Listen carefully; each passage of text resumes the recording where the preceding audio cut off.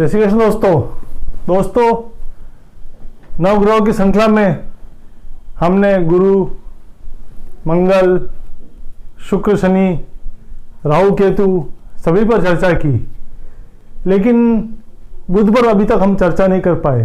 तो आज हम बात करेंगे बुध के ऊपर और चंद्र बुध के संबंध के ऊपर, क्योंकि एक पिता और एक पुत्र है। आश्चर्य करेंगे कि पिता पुत्र कैसे है। तो आज मैं इस संबंध में आपको कुछ जानकारी दूंगा, तो इस वीडियो के अंत तक हमारे साथ बने रहें ताकि आपको इस संबंध में रोचक जानकारी प्राप्त हो सके। तो दोस्तों, वैसे तो बुध बृहस्पति देव का पुत्र है, लेकिन वास्तविकता में ये चंद्रदेव का पुत्र है। इसका एक इतिहास ये है कि चंद्रदेव ने बृहस्पति देव की पत्नी का अपहरण कर लिया और उनके अनैतिक अवैध संबंध बृहस्पति देव की पत्नी के साथ बनाने के कारण बुधदेव का जन्म हुआ। तो बुधदेव चंद्रदेव को अपना पिता नहीं मानते हैं, उनसे वो नफरत करते हैं, शत्रुता करते हैं। लेकिन चंद्रदेव इस वास्तविकता से परिचित है और वो बुधदेव को अपने पुत्र के समान मानते हैं। तो बुध के लिए चंद्र शत्रु है, लेकिन चंद्रमा के लिए बुध शत्रु नहीं है, पुत्र है। इसी तरह बृहस्पति देव ने भी बुध को अपना पुत्र नहीं माना, क्योंकि वो जानते थे कि ये चंद्रदेव का पुत्र है। तो बृहस्पति देव भी बुध को अपना मित्र नहीं मानते हैं, शत्रु मानते हैं। तो ये जो संबंध है, इस कारण चंद्र और बुध का संबंध, दोनों शुभ ग्रह है, लेकिन दोनों का संबंध शुभ नहीं माना गया है। लेकिन ये योग दोस्तों, ये योग हमें गरीब भी बना सकता है, कंगाल भी बना सकता है और धनवान भी बना सकता है।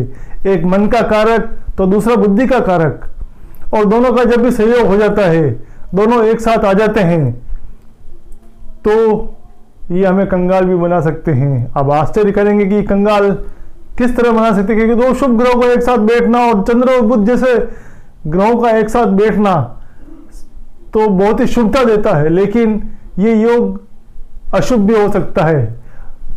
अब मैं इसके कारण आपको बताता हूं।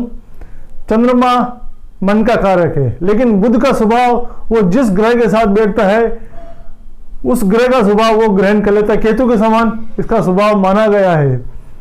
तो बुध जिस ग्रह के साथ बैठेगा, तो चंद्रमा के साथ जब भी बैठेगा, तो वो चंद्रमा की जो ऊर्जा है, प्रकाश है। अभी आप सोचने वाली बात यह है कि चंद्रमा का प्रकाश सूर्य के पास आते ही अस्त हो जाता है।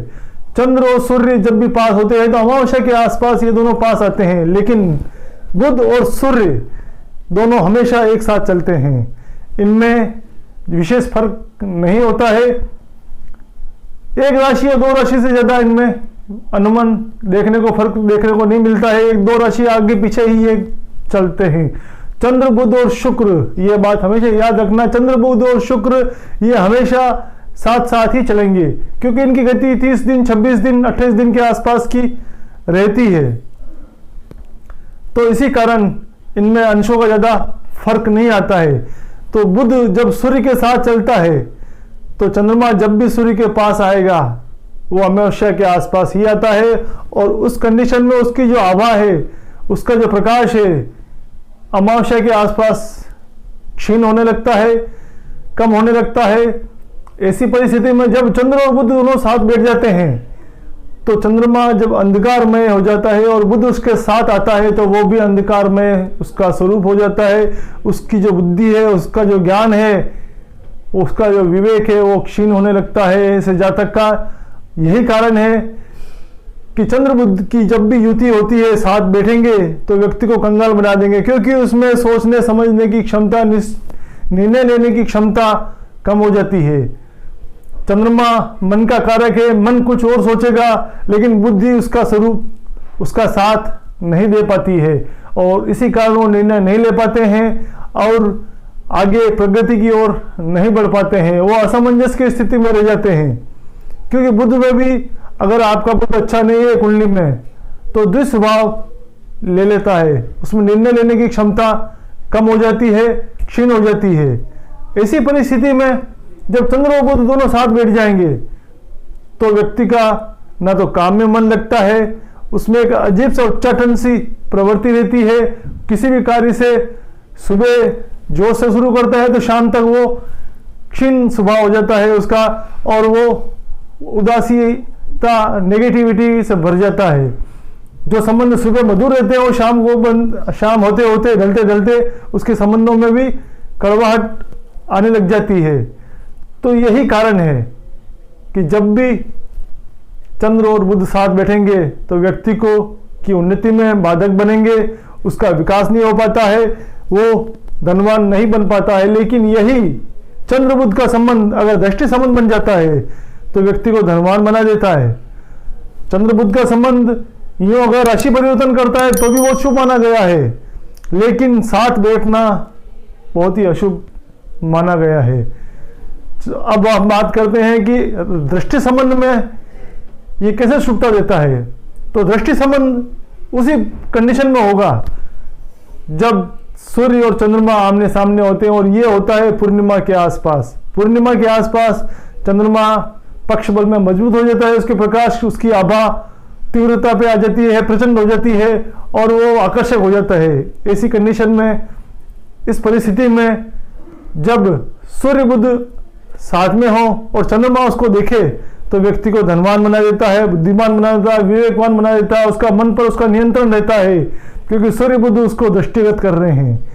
ऐसी कंडीशन में, इस प्रभाव में व्यक्ति प्रगति करता है, धन प्राप्त करता है, प्रचुर मात्रा में उसका बुद्धि काम करती है।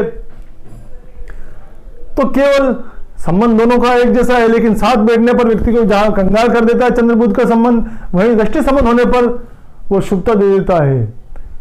इसी कंडीशन में अगर चंद्र बुध साथ में बैठे हुए हैं और चंद्र बुध पर शनि राहु केतु जैसे ग्रहों का प्रभाव हो जाता है तो भी व्यक्ति को कंगाल बना देगा। वो उसमें सोचने समझने की शक्ति क्षीण हो जाती है, उसका विवेक उसकी बुद्धि उसके साथ नहीं दे पाती है, उसमें आलस्य भर जाता है क्योंकि शनि में आलस्य है। और राहु देव वो तो माया है, वो भटकाता है, एक राह कभी नहीं होने देता, भ्रमित करता रहता है जीवन में। और जब भी चंद्रमा पर राहु का प्रभाव हो जाता है तो ऐसा व्यातक भटकता रहता है, उसको सही दिशा कभी प्राप्त नहीं हो पाती है। ऐसी कंडीशन में बुध भी उसके साथ आ जाएगा। हालांकि राहु बुध दोनों मित्र है, लेकिन चंद्रमा को जब क्षीण हो जाता है, दूषित हो जाता है राहु के कारण, तो बुध भी उसका प्रभाव अपना नहीं दिखा पाता है। तो केवल और केवल कुछ परिवर्तन, युति योग संबंध वही है, लेकिन जहाँ दृष्टि संबंध हो जाता है तो व्यक्ति को अमीर बना देगा चंद्र बुध का। क्यों? बुध वजह क्या है, उसको जीवन को बहुत हल्के में लेता है, बहुत मस्ती के मूड में रहता है। और चंद्रमा का जब साथ मिल जाता है तो उसका मन और बुद्धि दोनों साथ चलती है, प्रगति करती है। लेकिन ये संबंध दृष्टि संबंध होना चाहिए।